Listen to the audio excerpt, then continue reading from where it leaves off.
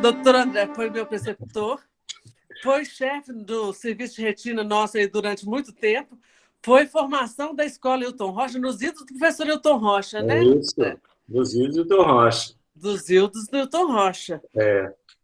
Apesar de não parecer, né, André? Eu queria até colocar uma coisa aqui que eu acho legal, vamos ver se vai pegar. A última, eu trouxe assim, já que a gente, só para começar, né? Há uns 4 anos atrás, a gente começou a organizar o curso de retina, né? Não sei como é que a gente fala, na antiga fundação, né? Uhum. E aí, a homenagem que eu vou colocar, olha que bacana aqui, que há pouco tempo eu vi no meu celular. Olha aqui um áudio, na época, de quem que eu recebi. Eu vou apertar aqui, ó. Peraí. É aquilo mesmo. Peraí. Porque a gente tinha feito o curso e não tinha falado nada para peça rara, né? A peça rara é esse aqui, ó. Eu mandei uma mensagem enorme para ele e tal. Então tá lá, vamos ver se vocês vão escutar aqui. André, eu já estou com o esboço, é aquilo mesmo. Vou conversar com o Jacques amanhã, quarta-feira. E tá perfeito. Eu acho que nós devemos ampliar um pouco mais. Marcar o dia, claro, não fazer como ano passado, que tivemos que estreitá-lo resumi-lo para o segundo semestre. Não, é isso aí. Vou sugerir calcado naquilo que nós já temos. Então, um grande abraço para você. Muito obrigado. E vocês escutaram que tinha uma musiquinha de fundo, né? Sim. Vocês escutaram? Vocês escutaram? Deu para escutar bem? A musiquinha eu não consegui identificar, não. Mas deu para ver, saudoso doutor Cristiano aí. Isso, então pronto. Então é isso aí. Saudades. Escuta, André. Gente, então vamos começar, né? Esse aqui é uma aula há muito tempo que eu e a Érica juntamos, nós fizemos juntamos isso aí, mas enfim. Para começar, né, não sei como, infelizmente eu não assisti a aula do Carlos, mas só para a gente tentar ser breve, ele provavelmente deve ter falado mais de degeneração macular relacionada à idade da forma exudativa. E a DMRI seca, qual que é a importância, né, da gente tá falando da DMRI seca, né? Por quê? A DMRI seca é a maior causa de cegueira no mundo desenvolvido, acomete 80% a 90% dos casos de degeneração macular, e a atrofia geográfica ocorre em 20% daqueles casos de cegueira legal, né? Bom, então está aí a importância, ou seja, nós estamos, no passado já houve o paradigma da DMRI exudativa, agora nós estamos com o paradigma da DMRI seca, né? Quer dizer, a gente tentar passar essa barreira da degeneração macular seca. Então, para isso, a gente precisa ter uma compreensão bastante significativa de como ocorre e de tentar entender diversas coisas da DMRI seca, né? Então, quer dizer, a DMRI seca é caracterizada por drusa com ou sem alterações de epitélio pigmentado da retina, né? E a atrofia geográfica é a forma avançada da degeneração macular relacionada à idade seca. Eu vou tentar falar de DMRI seca, tá?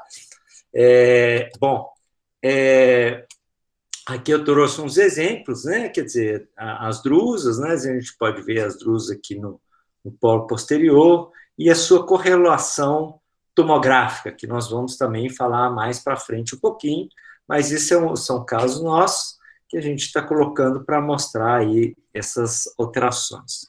Então, existem diversos tipos de drusas, né? Aqui a gente está definindo como 3 características de drusas aí, né? A gente tem aí as drusas moles, né? Que elas sempre estão abaixo do epitélio pigmentado da retina. Aqui a gente tentou colocar, muito interessante, a gente pegou na bibliografia um exemplo aqui da microscopia eletrônica tentando correlacionar com essa imagem nossa aqui de cima, dessa retinografia colorida, né? Bom, aqui tem as drusas cuticulares, né? O que são drusas cuticulares? São aquelas abaixo do epitélio pigmentar da retina, que acarretam atrofia do epitélio pigmentar, né? No ápice da drusa, ou seja, ela acarreta atrofia justamente no ápice da drusa. Na tomografia aqui inferior, nessa tomografia, a gente observa aqui uma imagem de código em barra em direção à córeo capilar, né?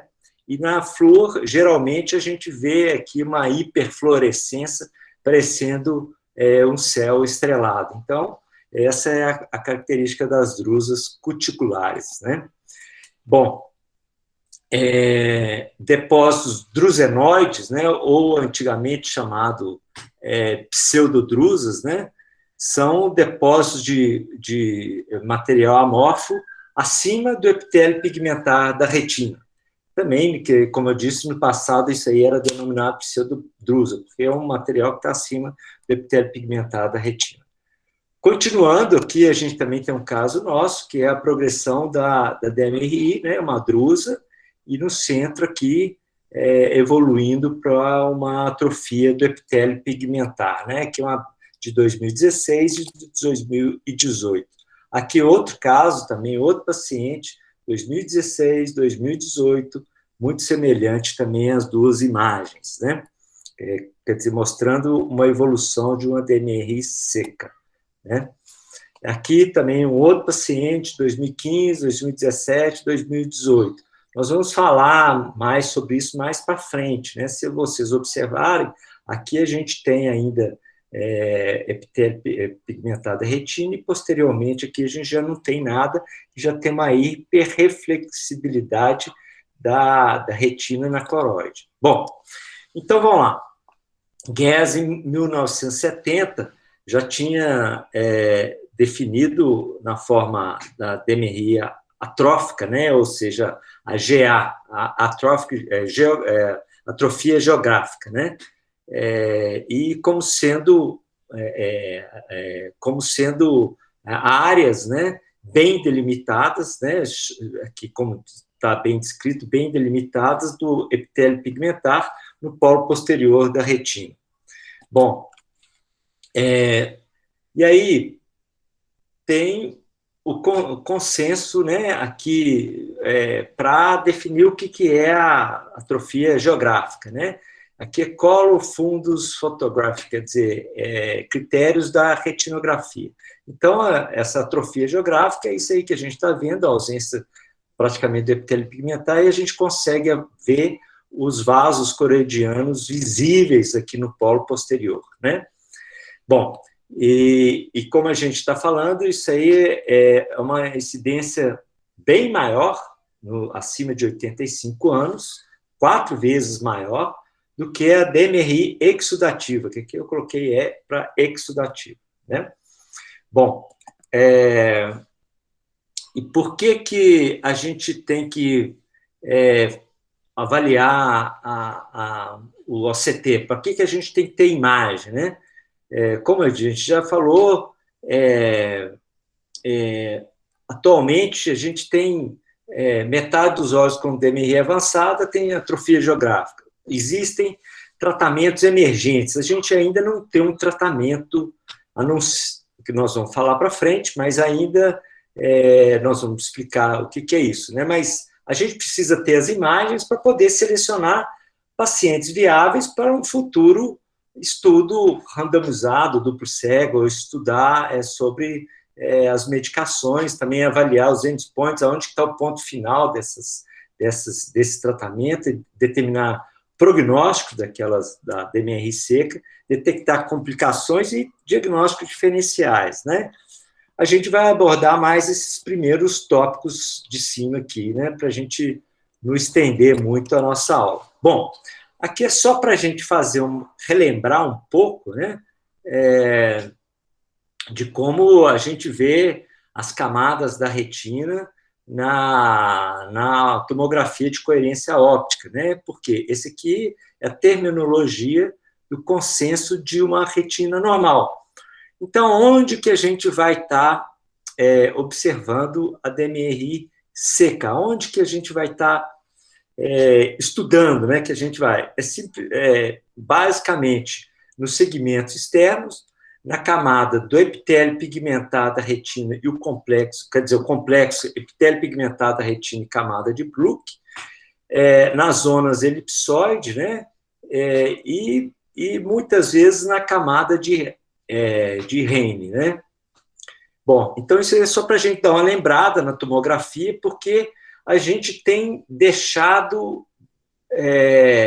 de acompanhar a DMRI seca único exclusivamente por imagem fotográfica, por retinografia, e sim agora já com a tomografia e outros recursos, né? Bom, então, aqui a gente tem uma ilustração muito interessante. Por incrível que pareça, essa ilustração tem mais de 30 anos, é de um australiano que chama Sarkis, e olha que interessante, ele fez essa ilustração, né, quer dizer, fazendo a ilustração, mostrando a retina saudável e a deteriorização da retina ao longo dos anos. Essas imagens de cima ele fez há 30 anos, olha aqui, ó, 1976, olha que bacana isso que esse australiano fez. Então, e hoje a gente correlacionou isso com a imagem tomográfica, né? Eu acho isso aqui fantástico, essa imagem, eu acho uma das mais bacanas que a gente tem, né? Tanto a imagem gráfica, né, como a imagem correlacionando a imagem da tomografia, né? Bom, e como que a gente vai medir aí a atrofia, né? Geralmente é difícil da gente medir a atrofia geográfica, por exemplo, né? Que aqui porque a gente às vezes tem que colocar sigla, né? Color Fundus Photography, né? Quer dizer, a fotografia de fundo. Pode ser difícil da gente ficar medindo. Como que você vai medir aqui? Existem várias formas. Aqui à esquerda, para quem não conhece, é a autofluorescência, e aqui à direita está uma retinografia, né? Nerita, né? Então, aqui, ó, o que a gente fala, o que a gente está falando? Que a blue autofluorescência é feita, crescente, está sendo muito utilizada para a gente graduar a atrofia óptica, atrofia geográfica, porque a gente consegue ver depósitos, né, de subretinianos, né, e a gente consegue tentar mensurar isso aí, né?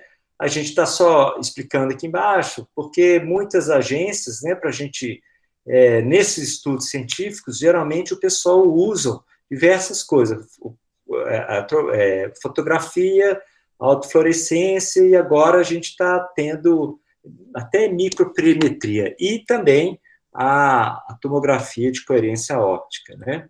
Bom, alguns aparelhos, né, tipo esse aqui da Cirrus, né, quer dizer, aparelhos em face, eles conseguem fazer medidas da atrofia, né? Isso porque que é importante, gente, mais uma vez, para estudo científico e para análise da evolução da doença, né? Então, isso aqui é um aparelho que faz isso aqui automaticamente, a atrofia baseada na hipertransmissão da lesão atrófica da retina, né? E são medidas muito fidedignas, né? Bom, aqui é um paciente nosso, né? Que já é um paciente nosso, a progressão da DMRI também, a gente mostrando a evolução em 2011 e ela evoluindo aqui, como que aumenta a evolução aqui na autofluorescência e aqui também na tomografia de coerência óptica. Muito interessante isso aí também. Aqui outro paciente, esse paciente, além de atrofia geográfica, né, atrofia geográfica, tinha também um buraco macular. Então, não fique pensando que isso aqui faz parte de DMRI. Não, isso aqui é um buraco macular associado aqui à evolução de uma DMRI seca. Bom, Agora nós vamos entrar num assunto muito interessante,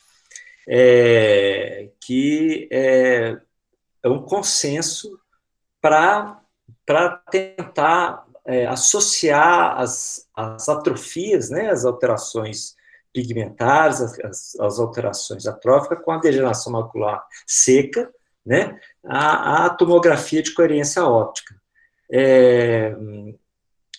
Isso a gente é um termo que às vezes a gente não consegue entender, mas eu vou tentar explicar. Vocês vão achar bastante interessante essa classificação. Então, eu acho que depois vocês tentam localizar isso, porque eu acho que está embaixo está a referência. Bom, então, a gente começando a gente vai de esse ORA, Outro Retina Atrofia. Então, é atrofia retiniana externa incompleta.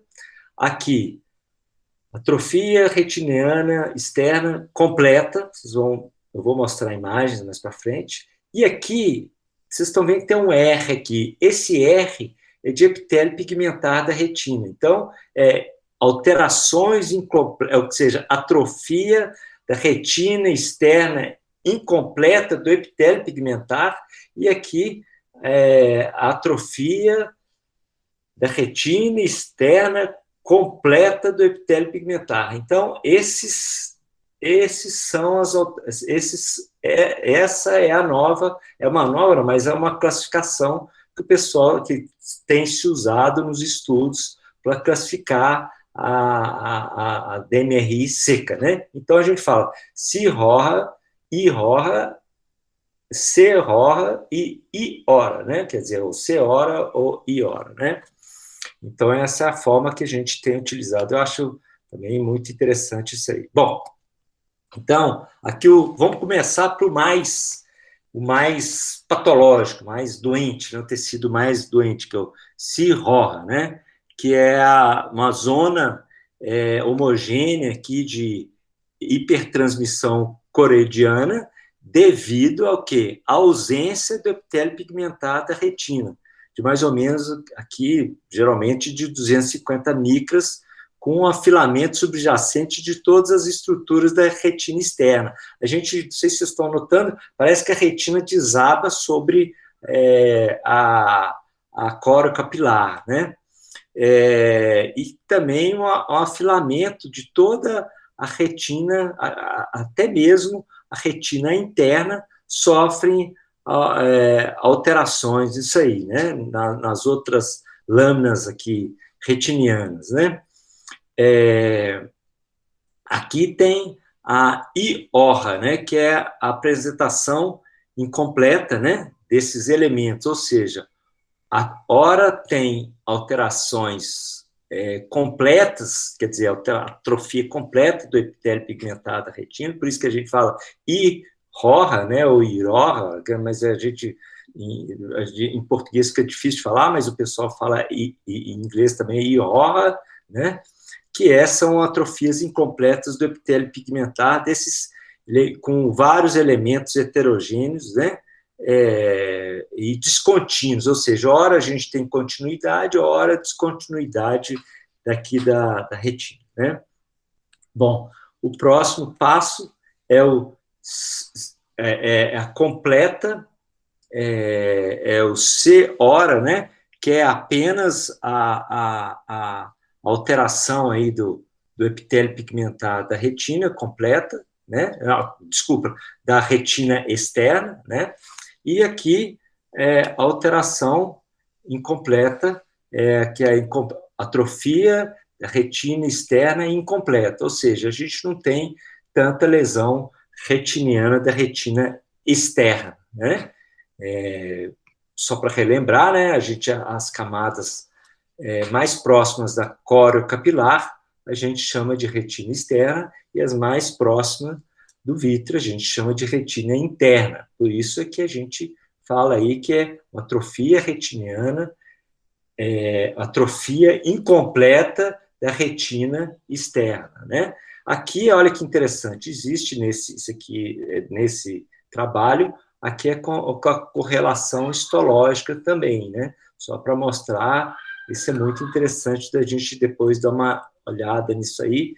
De vez em quando, isso aqui a gente tem que ter em mãos, para de vez em quando dar uma estudada. Bom, interessante é isso aí agora, né? Que a gente tem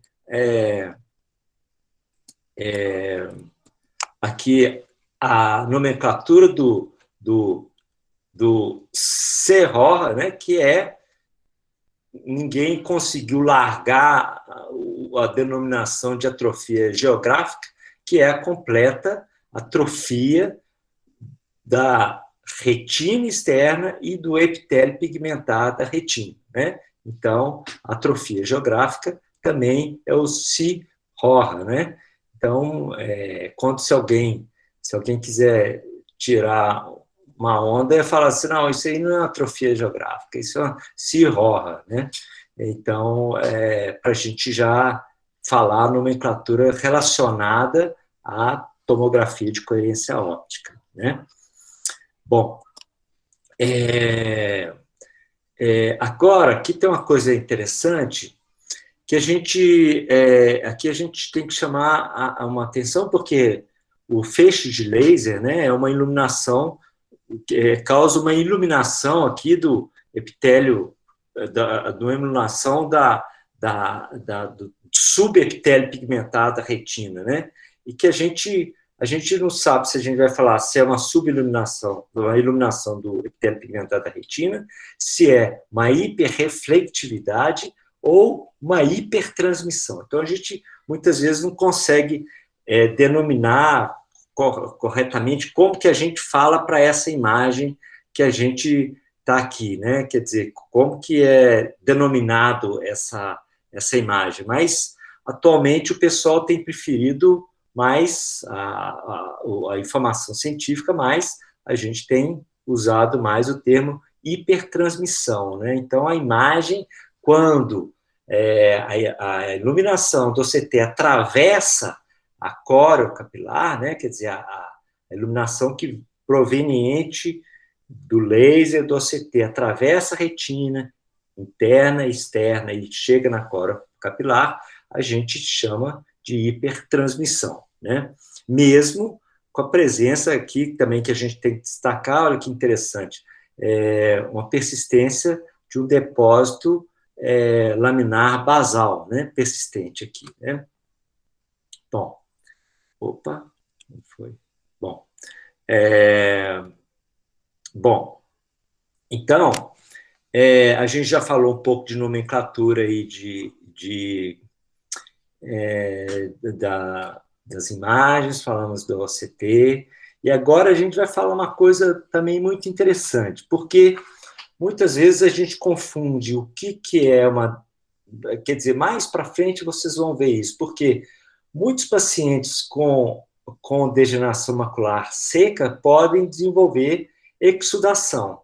Então, quer dizer, não sei se vocês lembram daquela imagem que eu coloquei lá de 1976, da idade da Luciana, aqui, muitas vezes, a DMRI seca pode vir a ter uma DMRI exudativa, né? Então, mas existe, olha que interessante, existem biomarcadores de pseudo-exudação, coisa que quando vocês ficarem bastante bons aí na avaliação de DMRI exudativa, vocês vão confundir algumas coisas como DMRI exudativo. Então, só para finalizar esse papo aqui, a gente vai falar sobre biomarcador de pseudo-exudativos, ou seja, aquilo que parece exudação e não é, né? Então, a gente tem, nós temos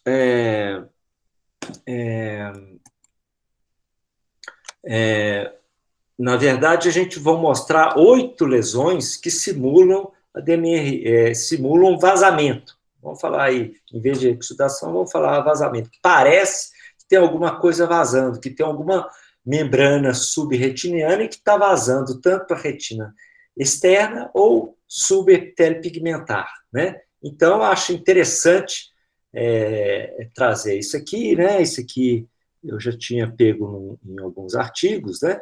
E são esses falsos sinais de exudações que podem, às vezes, levar a um tratamento desnecessário. Às vezes a gente começa a tratar com antiangiogênico e não é. Mas vocês vão perceber que são bastante sutis, né? Esses sinais, mas são interessantes da gente mostrar esses fake vazamentos ou esses vazamentos exudativos, né? Então, o primeiro pseudo vazamento é esse aí,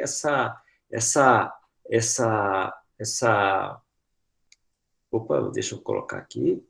Aí. Desculpa aqui, gente, espera aí, deu um pauzinho aqui, só um minutinho. Só voltar aqui. Agora sim. Desculpa aí. Bom, então, a primeira coisa que a gente vai mostrar é essa estrutura parecendo coroa, né? Semelhante à coroa, né? Elas ocorrem dentro de áreas de atrofia, né? Com esses focos hiperintensos com essas áreas de atrofia e focos hiperintensos aqui abaixo, embaixo, sugerindo algum debris, sugerindo alguma exudação vinda da córeo capilar, né?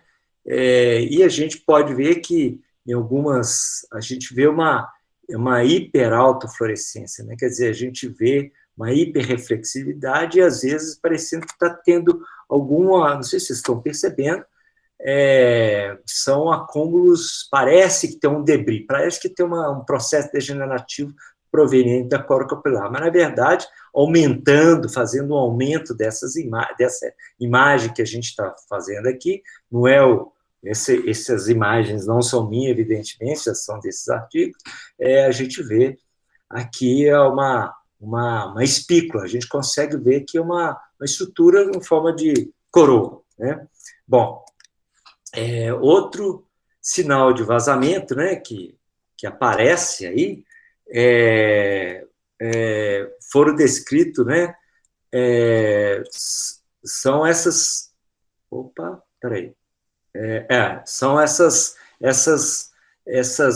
parece umas tubulações da retina externa. Olha aqui que interessante na OCT. Parece que tem líquido aqui, né? Porque o líquido na tomografia de coerência óptica, geralmente ele é escuro. Então, a gente, quando olha, parece que tem líquido subretiniano. Nessa imagem aqui, né? Isso aqui é denominado, né, tubulação da retina externa, né?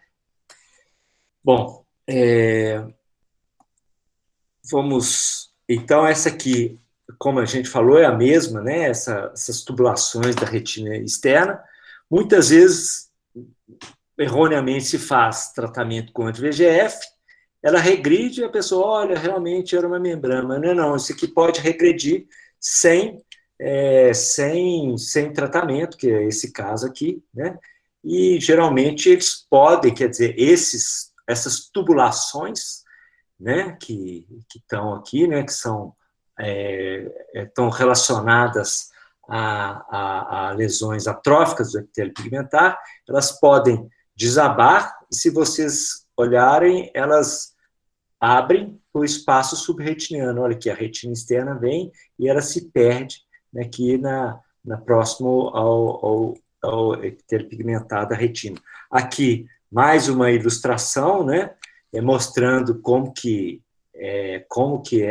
essas tubulações, né, que eles acreditam que que são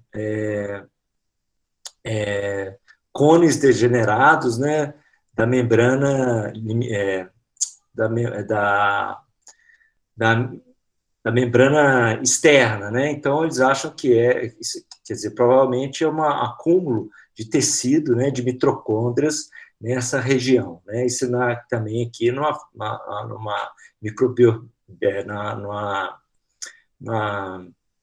microscopia ultrassônica, né? São presenças de mitocôndrias, de restos de, de camada externa dos fotorreceptores, né? É isso que eu queria falar, finalmente saiu, né? Bom, continuando, os nossos pseudo-vazamentos, a gente vai falar aqui o número 3, né? Nós já falamos 2, agora nós vamos falar o número 3, né? Esse aqui também confunde, né? Como eu disse, geralmente as imagens de cisto, de líquido, né? São escuros. Então, aqui não é o cisto, é um espaço cistoide, né? Opa, peraí. Aconteceu alguma coisa aqui. Aí, gente, fiquei empolgado aqui. Deixa eu tentar voltar, deixa eu ver se eu consigo voltar, peraí. Eu empolguei aqui, gente. Bom, então aqui, geralmente esses cistos vêm de degeneração de células de Miller, são hipodensos, né? São pseudocistos, né? Hipodensos, em áreas de atrofia geográfica, né? Vamos lá, que é o CIRORA, só para vocês ligarem na nossa nomenclatura, e sem espessamento retiniano, a retina não fica espessada. Então, parece que como eu disse, parece hiporitensos, né? Quer dizer, parece cisto, mas não é, né? E são geralmente não tem espessamento da retina. Bom, então vamos lá para o número 4, os sinais de pseudo-vazamento número 4, que é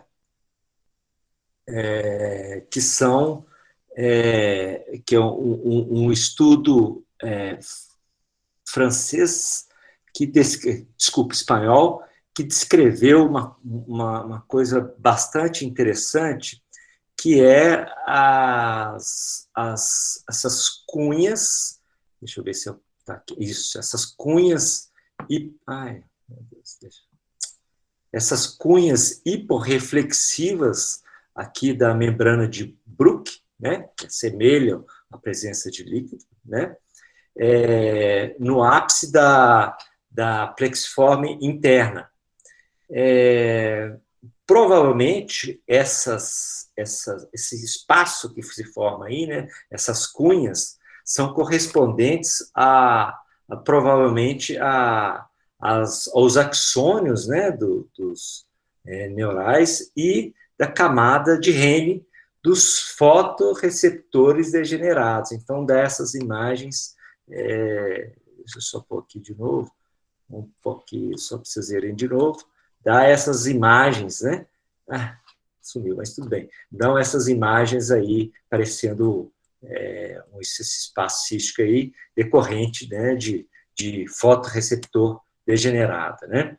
Então, mais um sinal de pseudo-vazamento, né? Qual seria? Né? O número 5, né? Que são, eu custo a tentar falar isso em inglês, essas corrugações, a gente tenta falar isso, traduzir para o português, mas na verdade são ondulações, né, na retina externa da retina que aparecem. Então são ondulações, mas são ondulações que aparecem na retina externa, que quando vocês ficarem mais atentos, né, na DMRI exudativa e verem bastante casos de DMRI exudativo, vocês vão achar que isso, vocês vão ter essa confusão, porque aqui na DMRI seca a gente tem essas ondulações, esses espaços hiporreflexivos, né? E aqui aqui é um exame de imagem que a gente usa, que é o ENFACE, né? O CT, a gente vê essas imagens, não sei se vocês estão percebendo isso aqui, são pequenas elevações no epitélio pigmentado da retina, né? E, olha, eu não pus meu óculos, deixa eu pôr aqui. E só para ler aqui a imagem, né?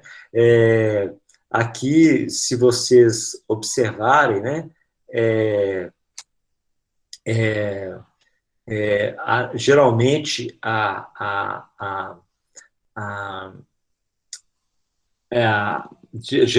que nesse caso aqui tem uma presença de depósito na membrana laminar, na membrana basal, né, subretiniana, né? Bom, aqui eu coloquei essa imagem porque muitas vezes, se a gente tem uma membrana, coloquei porque que a gente faz a confusão, porque geralmente uma neovascularização está no espaço abaixo da membrana basilar, né? Ou do epitélio pigmentar retiniano. Então, nunca acima do epitélio pigmentar, né? Enfim, vamos tocando, vamos para o número 6, senão a gente vai demorando muito com a aula. Número 6, super interessante. Aqui, se não me engano, foi um trabalho... esse que é o trabalho francês, exatamente. Na verdade, tem estruturas, quando a gente... evidentemente, gente, o que facilita a gente fazer uma análise de uma tomografia ou de uma imagem, né, que autofluorescência, retinografia e verde, anerita, né, e aqui uma retinografia com recurso óptico, né? Então, olha aqui que interessante. A gente acha que aqui tem um líquido subretiniano, porque olha que está justamente abaixo da coroide. Lembra que eu expliquei que as membranas neovasculares no slide anterior, né, estão geralmente abaixo da coroide? Mas o que facilita aqui a gente falar que isso não é uma membrana que está de baixo, é a característica muito grande, que geralmente essas estruturas piramidais são decorrentes já de um processo degenerativo muito grande do epitélio pigmentar. É uma cirrorra de novo, né? Quer dizer, está uma lesão completa do epitélio pigmentar, né? Na OCT, deixa eu ver se eu tenho alguma coisa para lembrar aqui.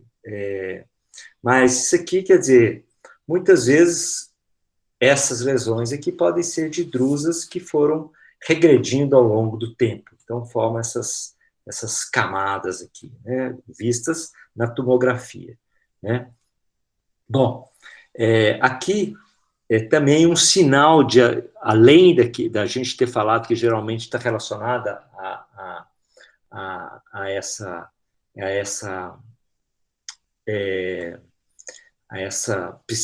sinal de pseudoexudação, que são esses aqui, geralmente vem associado a um sinal clínico muito interessante, que são essas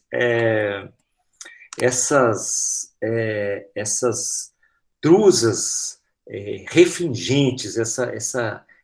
Na retinografia a gente vê quase que tivesse uma iluminação, né? Então, quer dizer, quando a gente vai fazer uma avaliação clínica, sempre é interessante a gente não esquecer também da retinografia colorida, né? Porque esse brilho exagerado dessas drusas aqui, que estão nas áreas de atrofia, né? Que, como eu falei, esses espaços são decorrentes de restos de drusas, ou drusas fantasmas, né? Geralmente é um sinal de gravidade, né? Esse brilho, né? Vocês estão notando esse brilho aqui, não sei se está dando para enxergar bem aí, é ruim porque às vezes a gente não consegue conversar com ninguém lá atrás, mas a gente vê aqui o excesso de brilho. Isso é um sinal de grande atrofia pigmentar, grande gravidade da atrofia, da degeneração macular seca, né? Degeneração macular relacionada a seca, ou DMRI seca, né? Bom, faltam só 2, gente, para a gente terminar esse pseudo vazamento nosso aí, né? Esse aqui também, a gente pode perceber outros sinais. O que a gente quer mostrar aqui, que geralmente está externamente a membrana de Bruch, quer dizer, o epitélio pigmentar, então já não está na camada de Bruch. ele é subretiniano, né? E tem uma hiporreflectividade, né? A gente tem ou seja, abaixo aqui da membrana de Bruch, provavelmente há uma retenção da luz que forma um espaço. Olha que interessante. Forma aqui nessas setinhas aqui, forma um espaço que assemelha a uma presença de líquido subretiniano, mas na verdade essa forma em cunha está entre a membrana de Bruch e a plexiforme externa, né? E então, como eu falei, a gente também tem que ter outros parâmetros, não só da tomografia, mas aqui a gente tem a retinografia e a autofluorescência, né? Bom, vamos lá. Mais o último sinal aqui de pseudo-vazamento, que é o de número 8, né? Esse aqui, essa turma aqui, gente, quando vocês forem estudar ler algum artigo, você vê essa turma aqui, ó, Lawrence e Annuzzi, e o Freund, né? Essa turminha aqui, esses dois juntos, vocês podem saber que são as coisas mais avançadas em termos de estudo de DMRI, tanto seca como exudativa. Então, esses dois aqui são... O Iannuzzi é super famoso desde estudo de angiofluorescenografia e o atual, que faz parte do serviço dele, é o Barry Freund, que estuda muito a tomografia e as diversas lesões pigmentares. Esse cara também é bastante visionário em termos de OCT, OCTA, né? Então é uma pessoa de autofluorescência. Então, sempre quando vocês querem selecionar um artigo confiável, bate o nome do Freund, que vocês vão conseguir ter bastante imagem. Bom, aqui, o que a gente quer mostrar? Esse platô hipointenso, quer dizer, tem uma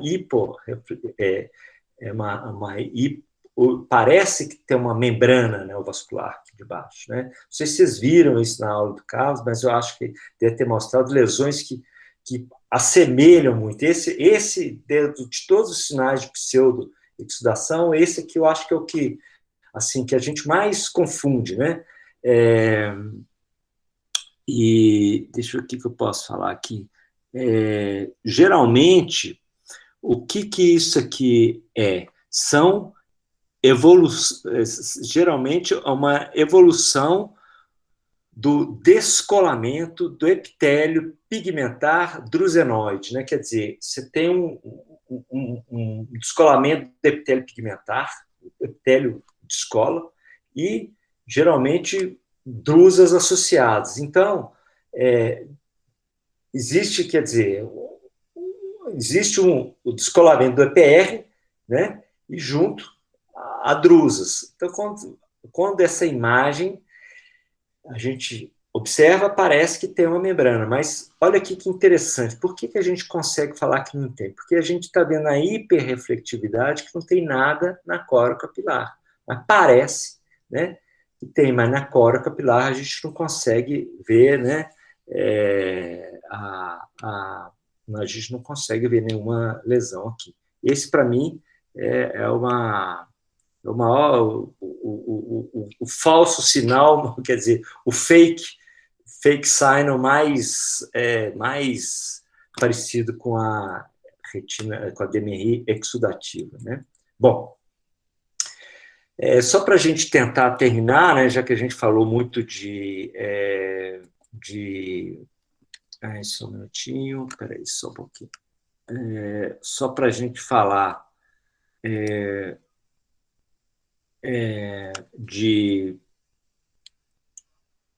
só para tentar aqui. Na progressão, né, nós já falamos aí, agora a gente vai tentar falar um pouco da progressão para atrofia geográfica, né? Esse bastante interessante, né? E, enfim, nós vamos falar aí os biomarcadores, né, de progressão da DMRI seca, né, que são os biomarcadores que levam, né, a, a, a atrofia geográfica, né? Desculpa que eu estou perdendo uma coisa aqui. Bom, então, como a gente está vendo, a primeira coisa são os depósitos drusenóides subretinianos, né? A gente pode perceber que são sinais, né, aquilo que eu estou te falando, que são na retinografia aqui colorida, né? Como que a gente vê que está essa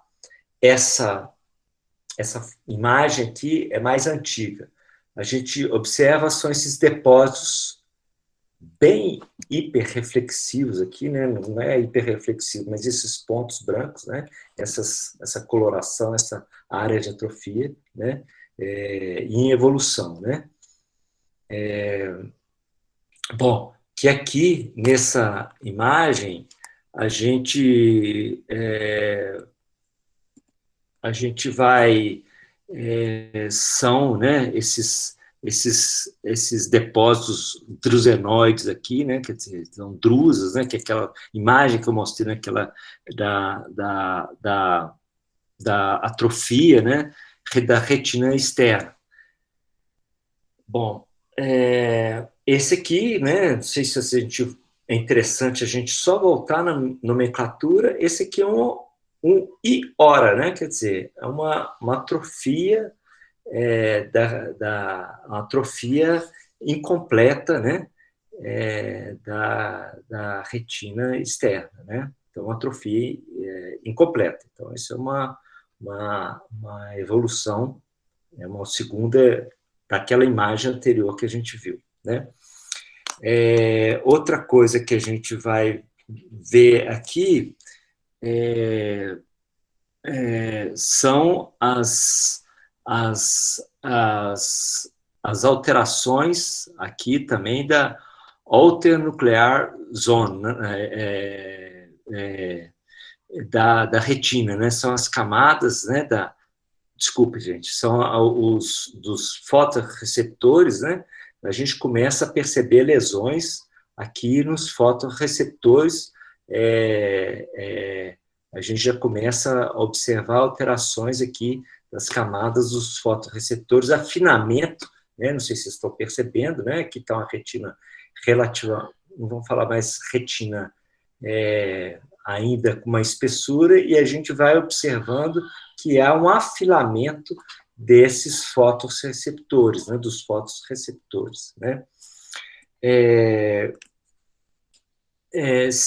Nós já falamos, né, que são os descolamentos do epitélio pigmentar drusenoides, né? Isso tudo a gente está falando biomarcadores, né? São sinais que a gente vai observando que a DMRI seca só está em evolução, né? Então, são PEDs drusenoides, que é isso aqui, descolamento do epitélio pigmentar drusenoide, drusas confluentes, elas vão ficando confluentes aqui entre uma e outra, elas vão se juntando uma com a outra, e clumps, né, quer dizer, não sei qual é a melhor tradução, mas são pontos, né, de pigmentados que a gente observa ao longo aqui da evolução, né? Vamos em frente. Aqui, deixa eu lembrar aqui, geralmente também essas lesões, essa evolução lesa a camada nuclear interna, mas geralmente na atrofia geográfica, né, que aqui vai se formando, né, a mesma imagem, né, vai evoluindo, né, vai evoluindo, inclusive com a atrofia de todas as camadas da retina externa. Esse aqui também, mesma coisa, né, como que nasce aí como que é a evolução interessante da atrofia geográfica nascente, né? Quer dizer, isso em inglês, nascente geographic atrophy, né? Ela surge geralmente aqui, ó, a plexiforme externa e a nuclear interna começam a ficar próximo ao epitélio pigmentar da retina, né? Geralmente com essas dome, né, que a gente chama de cunha, né, forma de, né, que essas cunhas aqui, elas vão atrofiando e ao mesmo tempo a plexiforme externa e interna vai aderindo a essas espessuras, né, essas lesões aqui, né, essas lesões drusenoides aqui, né. E se vocês observarem, tem aqui aquela transmissibilidade que eu falei, né? Quer dizer, perdeu o epitélio pigmentado da retina, e aquilo que a gente falou logo no começo da aula, aqueles sinais, parece sinal de aquele de barra, né? Código de barras, né? Isso tudo por causa da irregularidade do epitélio pigmentado da retina, né? Nós vamos tentar terminar, porque eu acho que já estão 50 minutos de aula, eu acho que uma aula é interessante até 50 minutos, uma hora, depois a gente vai perdendo, mas nós já estamos terminando. Bom, então vamos lá. Vamos só dar uma recapitulada tudo que a gente falou, só para a gente ver a importância da DMRI atrófica, né? OCT na DMRI atrófica, né? Em resumo, né? A gente é uma nova fronteira, ou seja, hoje a gente tem um tratamento que auxilia, que são o AREDS 2, né? Que são as vitaminas, né? E seus microelementos, né? Mas a gente precisa estudar para saber como que a gente vai conseguir bloquear com outros medicamentos, com outros estudos, né? Para isso, só para a gente voltar, a gente precisa padronizar, a gente precisa saber mais, conhecer mais como que, não sei se vocês perceberam, né? Como que uma DMRI seca nessa aula fica florida, fica cheia de nuances, né? A gente vê uma série de detalhes que quando a gente vê uma imagem dessa aqui, a gente fala, é uma DMRI seca, pronto, larga para lá e vai, né? Então, quer dizer, a gente precisa padronizar, né, a detecção, né, além da classificação e da nomenclatura. Então, a gente precisa classificar, padronizar, entender esses sinais pseudoexudativos, né, para evitar, como eu disse, tratamento desnecessário, né, que realmente não tem tratamento desnecessário. Quando a gente fala, tratamento atualmente com antiangiogênico, né, e a gente também tem, como eu mostrei aqueles sinais, por exemplo, aquela retinografia que a gente mostrou que tinha um céu estrelado, né, parecia um brilho muito forte, né, são alerta para fatores prognósticos. O paciente pergunta para você, mas você acha que minha visão vai piorar? Quando você vê aquela imagem daquela drusa, vocês ainda vão ver isso no ambulatório, uma drusa brilhante, vocês falam, puxa, esse aqui, o André falou na aula que é um sinal de péssimo prognóstico. Então, só estou recapitulando a aula para a gente lembrar, né? Bom, e, ademais, né, quer dizer, outras tecnologias têm auxiliado tanto na classificação, na nomenclatura, no diagnóstico. Eu só mostrei uma imagem do InFace OCT, não sei se vocês viram, porque a gente ainda não usa muito, né, mas são novas tecnologias que surgiram, né? Então, quer dizer, novas tecnologias vão surgindo, por quê? Só para a gente lembrar, de todas as lesões que causam maior baixa de visão, quais são? São a DMRI atrófica, né? Então, essas são a causa, e não tem tratamento. Eu e Luciana, no passado, né, a gente já pegou a época que a DMRI exudativa, quando não tinha antiangiogênico, não tinha nada para fazer. Então, nós estamos nessa era aí agora, que a DMRI seca, o único tratamento que a gente tem, quer dizer, não vamos falar tratamento, mas o único preventivo, a única forma preventiva que a gente tem são as vitaminas, né? Quer dizer, são o Aedes 2 aqui, que é a luteína, nessa concentração aqui, que é aquela que a Mari mostrou, né? Doutora André, e a Fernanda aceitou meu convite de última hora e está presente na sala. Então ela vai falar. Top. Então, beleza. Então, ela vai falar sobre isso aqui. E aí eu vou só para terminar, olha para vocês verem que bacana o que eu vou falar aqui agora. Nós já estamos quase terminando, esse é o último diapositivo, para ficar bem careta. Mas, enfim, existem vários estudos multicentro em andamento. Olha que legal. Existia até um ano atrás o lampalizumab, que foi, né, era luz, falou, não, agora vai vir um tratamento para DMR seca, né, que é o lampalizumab. Na hora que chegou na fase 3, por isso que eu coloquei esses 3 pontinhos aqui, a fase 3, chegou na fase 3, viram que não adiantava absolutamente nada, não resolvia em nada, né? Agora, atualmente, hoje a gente tem até o estudo com alguns pesquisadores do Brasil, que é o Apellis, que está indo em frente, né? Não sei, né? E a gente tem terapia gênica também, né? Quer dizer, que provavelmente, né? A gente já tem uma terapia gênica, a gente já tem para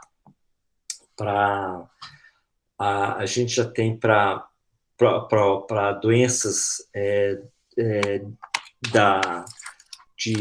degenerativas, né? Algumas doenças degenerativas, né? Que é a amaurose de Leber, né? Então, a gente já tem o primeiro tratamento em oftalmologia com terapia gênica, que é a amaurose de Leber. Eu não sei se no futuro próximo a gente vai conseguir detectar, por exemplo, a gente já tem, né, genes que a gente consegue detectar sobre genes que levam a DMRI, então no futuro, quem sabe, a gente também vai ter isso aí.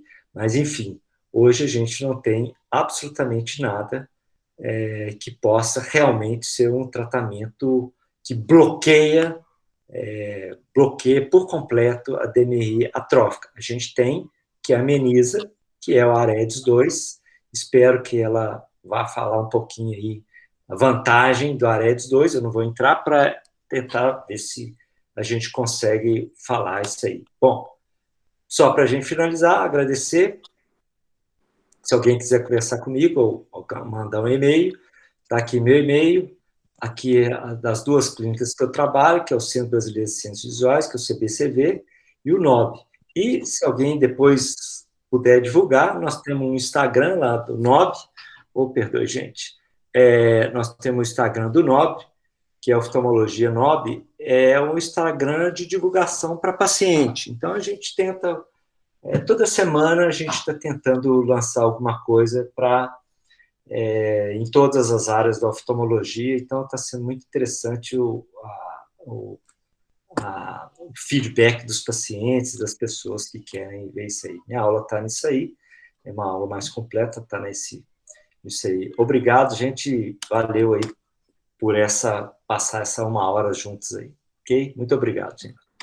Nós que agradecemos, André, obrigado demais pela sua colaboração, por estar aí com a gente, é uma honra ter você aqui com a gente, e excelente aula, parabenizar pela aula, excelente aula, muito bom, vamos deixar só a Fernanda falar, e aí a gente volta para as perguntas, a gente volta logo a seguir, porque realmente o tema é muito interessante, pouco falado, os biomarcadores de progressão e os marcadores de pseudo-exudação são super pouco falados dia a dia, então, excelente, muito obrigada. O que eu queria trazer é isso, porque hoje em dia, como a gente não tem tratamento, a gente não tem nada, assim, não tem... A gente vê um paciente desse no consultório, passa o Aedes 2 e não presta atenção nas outras evidências, né, em outras observações que a gente pode ver, que eu acho que isso que é interessante em termos faz parte para a gente que a gente não tem que só trabalhar, temos que divertir também um pouquinho nas imagens. Verdade, verdade. Por aí. Aí, assim que a Fernanda encerrar do produto dela, a gente volta para as perguntas. Mas, beleza, Fernanda, manda abraço aí. Prazer. Olá, olá, gente, muito boa noite. Vou me apresentar rapidamente. Eu sou Fernanda Sato, eu sou farmacêutica e diretora da BS Farma. É uma farmácia de manipulação que tem muitos anos que trabalha com pesquisa e desenvolvimento de produtos. Meu pai foi professor universitário da Federal e trouxe, desde o início da fundação da empresa, a metodologia de desenvolvimento de novos produtos. E eu não sei se vocês conhecem a BS Pharma, mas eu me coloco à disposição para qualquer um de vocês que queira falar comigo, meu celular, enfim. Mas o que eu queria apresentar para vocês é que, recentemente, a gente lançou um produto, a Mariana está por dentro, a doutora Luciana também, que se chama iProtect. O iProtect é a fórmula exata do Aredes 2 em uma única composição, porque o Aredes 2 tem uma dificuldade de adesão pelo fato de ser 2 comprimidos, e muitas vezes o paciente faz confusão na hora de usar. Então, a pedido de alguns oftalmologistas, a gente acabou desenvolvendo esse produto. Esse produto ficou muito mais em conta do que o Aredes 2, que é um outro fator que a gente percebe, né, que eu não sei, vocês que são prescritores, talvez saibam mais do que eu, que talvez uma dificuldade seja a adesão e a continuidade do produto, porque o produto só faz sentido se ele for de uso contínuo. Se a pessoa usa uma vez, ela não vai conseguir ter a redução, ou pelo menos a paralisação da DMR seca. Então, ele precisa fazer o uso contínuo do produto. E a gente lançou esse produto tem menos de 2 meses, e a gente está querendo fazer essa divulgação, porque além do preço legal, a gente lançou uma modalidade nova, que é a modalidade de assinatura. Então, o cliente entra no site, ele compra o produto e todo mês o produto chega na casa dele, com um preço muito mais em conta. Então, ele não vai perder a continuidade do uso. Seria muito interessante que vocês, eu tinha até falado isso com a Mariana há uns dias atrás, até com a própria doutora Luciana, que eu conseguisse ter o contato de todos vocês para eu poder mandar algumas amostras do produto que a gente fez, com o material, para que vocês possam indicar para os pacientes fazer uso realmente contínuo. Inclusive, a gente queria oferecer para vocês o teste durante um ano, ou talvez até menos, o tempo que vocês acharem necessário, para testar com um paciente o uso contínuo desse produto, porque a gente usou a luteína da melhor qualidade, a gente está usando as melhores matérias-primas, existe toda uma tecnologia desenvolvida nesse produto.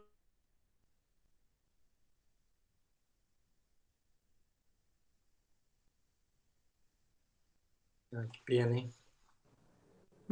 Mas cai. Para uso contínuo. Então, é muito, muito mais conta, a facilidade de adesão é maior, né? Porque o uso do produto também, considerando que vai ser de uso contínuo, ele pode ficar caro e o paciente pode deixar de aderir por causa disso. Então, eu queria apresentar o produto para vocês. Se vocês me permitirem, e a doutora Luciana, Mariana, passar o contato de vocês, eu vou enviar a amostra e mandar o material para vocês conhecerem. E a metodologia é toda digital, então o paciente, a gente colocou uma embalagem com rótulo grande, com a facilidade de leitura para o paciente e com um modelo bem bacana de entrega mensal para uso contínuo. É uma modalidade nova, como se fosse uma espécie de clube de assinatura. A gente chamou isso de BS Sempre, que é o modelo de compra contínua. O paciente entra no site, faz a adesão, compra, e todo mês ele vai chegar na casa dele o produto para que ele possa usar continuamente. Esse é o projeto. Estou aberta a qualquer coisa que vocês queiram me perguntar. Posso colocar meu telefone, meu e-mail, bsfarma.com.br, e eu vou mandar o link para vocês do produto. Tem o produto para uso, para compra na loja, que a BS Farma tem estacionamento, fica praticamente em frente à Mater Dei da Contorno. E o que vocês quiserem me perguntar, eu estou aqui às ordens. O objetivo era só falar que a gente lançou esse produto. O produto tem preço muito legal, já estou recebendo prescrição da doutora Luciana, já tem alguns outros oftalmologistas da área de retina prescrevendo, e é isso, eu queria mandar para vocês a amostra do produto. Se puder mandar para mim, eu agradeço. Não sei se você viu no final do meu slide, tem meu endereço. Aí também a Mari, acho que tem meu telefone, né, Mari? Aí você pode mandar uma Tem, eu passo, e os a gente demais eu divulga. recolho no nosso grupo do WhatsApp da especialização e envio para você, Fernando. Tá bom? Isso, é isso que eu queria falar para vocês. Sem maiores delongas, é exatamente a fórmula do Aredes 2 numa modalidade mais simples, mais Em adequada. cápsula ou comprimido? É cápsula Como é que é? É cápsula ou comprimido? É comprimido. Ah, bacana. É um comprimido que a pessoa vai tomar 2 ao dia. Certo, ótimo. Beleza. A dose exata do Aredes 2 corresponde a 2 comprimidos ao dia. Ok. Não tem dificuldade nenhuma, está tudo explicadinho no link dos sites que eu vou enviar para vocês. Tem toda a descrição, é só descer um pouquinho e ir olhando, tem toda a metodologia. E aí eu mando o link do produto compra avulsa e o link do produto compra no modelo assinatura, que é o modelo que eu considero muito interessante, porque aí tem a percepção do uso contínuo, né? Porque para você ter resultado, não tenho dúvida que tem que ter continuidade, né? A gente já sabe disso. Ok. Muito obrigada, Fernanda. Obrigada por estar aí com a gente. Obrigada a você pelo espaço, pela oportunidade de apresentar e me coloco à disposição para qualquer coisa. Eu costumo brincar que todo médico precisa ter um farmacêutico para chamar de seu. Porque, na verdade, eu costumo brincar isso porque, na verdade, a parceria médico-farmacêutico é uma parceria muito interessante, porque a gente pode fazer o que vocês precisarem, né, na adequação da dose que precisarem. Enfim, a manipulação permite essa unitarização de doses, às vezes um paciente precisa de uma dose um pouco maior, enfim, a manipulação permite isso. E a BS Pharma é uma farmácia muito séria, que trabalha com pesquisa e com desenvolvimento de produtos, e a gente queria apresentar para vocês eu agradeço, viu, Mari? Muito obrigada pela oportunidade, viu, doutora Luciana, pela oportunidade de estar aqui falando com vocês, e eu vou mandar para a Mari o link para a doutora Luciana, e ela compartilha com vocês. Doutor André vai receber pessoalmente Beleza. uma visitinha minha e uma apresentação, tá bom? Ótimo, tá legal? Obrigado. Ótimo, muito obrigado. Eu que agradeço. O doutor Jacques está levantando a mão e quer falar também. Jacques, abre o microfone. Oi, Brina. Boa noite, pessoal. Boa noite, André. Boa noite, Na verdade, eu mandei uma mensagem que meu telefone eu estou assistindo aula pelo telefone, está com 2%. Então, eu mandei uma mensagem no chat aqui, só agradecendo aí a sua presença, viu, André? Parabéns aí pela aula sensacional. Muito obrigado por participar do nosso curso de retina aqui do Hilton Rocha. Obrigado também a Fernanda e todos que estão participando. Eu, infelizmente, saí do Hilton Rocha hoje um pouco mais tarde, peguei um trânsito mais pesado e consegui ainda assistir boa parte da sua aula, que inclusive é sensacional, né? Esses marcadores todos. Aprendi bastante hoje à noite. Queria agradecer mais uma vez por você disponibilizar aí o seu tempo precioso. Tanto você quanto a Fernanda. Obrigado demais. Eu vou precisar realmente sair, que meu telefone vai acabar. Não vou conseguir participar, talvez, das perguntas, mas até onde eu puder ficar, eu vou ficar então. Vamos lá. Obrigado. Muito obrigado. Fala, Fernando. Luciano, você já está falando aí? Estou falando. Não, estava falando, queria ver com a doutora Ariadna. A doutora Ariadna hoje também participou da nossa aula, vi que ela está aí. Beleza. Se ela quer falar alguma coisa para a gente também. E alguma pergunta, se alguém tem alguma pergunta.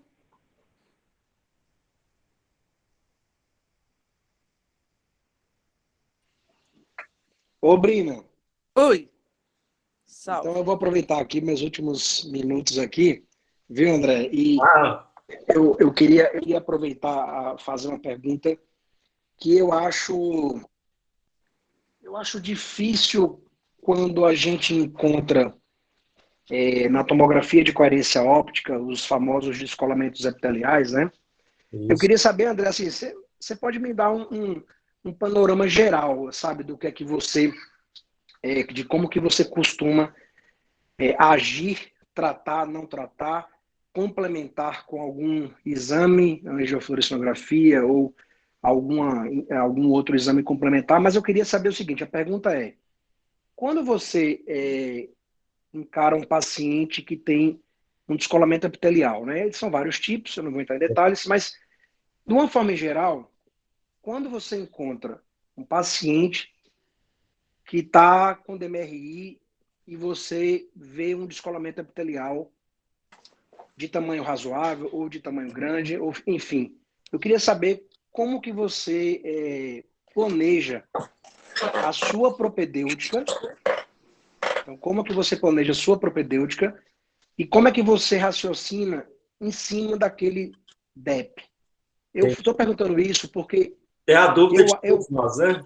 pois é, e eu acho difícil, sabe, André? Eu acho difícil. Quando Realmente, eu encontro um descolamento epitelial, aí tem vários tipos, aí a gente pensa em fazer exames complementares. Eu queria ouvir a sua opinião, já que você é uma deu coisa, uma aula sensacional, né, é, sobre como que você faz. uma coisa que eu falei que é muito interessante é o seguinte, que eu acho que porque só para a gente ilustrar um pouco mais sua resposta, né? Sua pergunta, né? Quer dizer, a gente tem que ter a noção que uma DMRI começa com a drusa e pode terminar com uma DMRI, né, que é a exudação, né, quer dizer, uma membrana neovascular. Então, por isso que eu estou querendo ilustrar isso que você está falando, a grande dificuldade que a gente tem que você está falando é por quê? Porque o DEP pode ser um descolamento do epitélio pigmentar neovascularizado, né? Então, e você, quando tem esses exames, você fica sem saber se ele está vascularizado ou não. Então, o que eu acho mais importante é você, não sei se você pegou essa parte da aula, mas é o que realmente os estudos recomendam, né? Quer dizer, é você ter uma retinografia, né? Não vamos falar que o exame clínico ele é básico, ele é fundamental, mas quer dizer, uma BI de fundo, mas exame clínico, né? Quer dizer, começa com a acuidade visual, seria a retinografia, que eu acho super interessante, a autofluorescência, que eu acho que quando a gente consegue correlacionar o DEP com a autofluorescência, quer dizer, a gente consegue ver se na autofluorescência tem um depósito de lipofucsina ou se não tem, né? Quer dizer, pela hiporautofluorescência, e também a anjo. Nesse caso seu, eu acho que quando dá essa dúvida, a anjo correlacionada à OCT, infelizmente a gente não tem todo esse serviço, né? Que a anjo, juntamente com a tomografia, né? Que a gente chama de multimodal, isso é muito interessante, porque a gente consegue, muitas vezes, fazer o corte tomográfico justamente naquela área que a gente está fazendo a angiofluorescilografia. Então, para esse caso aí que você está falando, realmente eu acho que é o exame multimodal. Eu acho que ele facilita muito essa compreensão, além dos outros que eu te falei. Então, o exame multimodal, a gente consegue fazer essa diferenciação com mais facilidade, né? Você já deve ter visto vários exames multimodais, então você entende muito bem que é a gente passar o corte justamente naquela área que a gente quer estudar. Agora, isso a gente não pode fazer por técnico. Técnico não tem jeito de fazer isso, né? Felizmente, eu tenho a Érica que faz esses exames para mim e isso me facilita. Por quê? Porque é ela que faz o exame. Então, quando a gente tem uma dúvida dessa, eu acho que não é técnico, é o médico que tem que tentar fazer o corte, fazer correlacionar o exame de angiofluorescenografia, autofluorescência e a OCT na mesma imagem. Não sei se eu te respondi, Jacques. Claro. Deu para você entender, né? Então, quer dizer, eu acho que porque eu perdi, achei até que você não estava aí mais, que os seus 2% já tinha acabado. Mas, eu estou carregando, estou para carregar. Não, mas é isso que eu estou te falando, porque eu realmente acho o DEP muito difícil mesmo, principalmente quando você tem um DEP subfoveal na região macular, né? Quando ele está mais externo à área macular, ele até fica mais fácil, mas próximo à área foveal, ali nos 250 micras centrais, eu acho realmente difícil mesmo, concordo com você. Obrigado, André, obrigado. Esse assunto eu sei que é muito amplo, né? Se fala DEPs, o que é que você faz nos DEPs? É uma pergunta quase que infinita, né? Mas eu me lembro até que você deu uma aula no Congresso do São Geraldo, e o seu caso clínico, se eu não me engano, isso faz alguns anos, 5 anos talvez, que era de um paciente que vinha com DEP, o tempo todo com DEP. Então, eu lembro bem desse Eu nem lembro mais dessa aula, mas você está lembrando, que memória boa. Eu lembro, inclusive seu slide era preto com vermelho. Bem, você vai lembrar desse caso clínico, mas eu te perguntei porque quando a gente vê um DEP, às vezes vê um DEP com imagem hiporrefletiva, às vezes vê com imagem moderadamente refletiva, às vezes o DEP é uma membrana oculta, às vezes o DEP é o DEP durosenoide, às vezes o DEP é em cima junto com a cicatriz, ou seja, eu particularmente acho difícil, mas essa parte da imagem...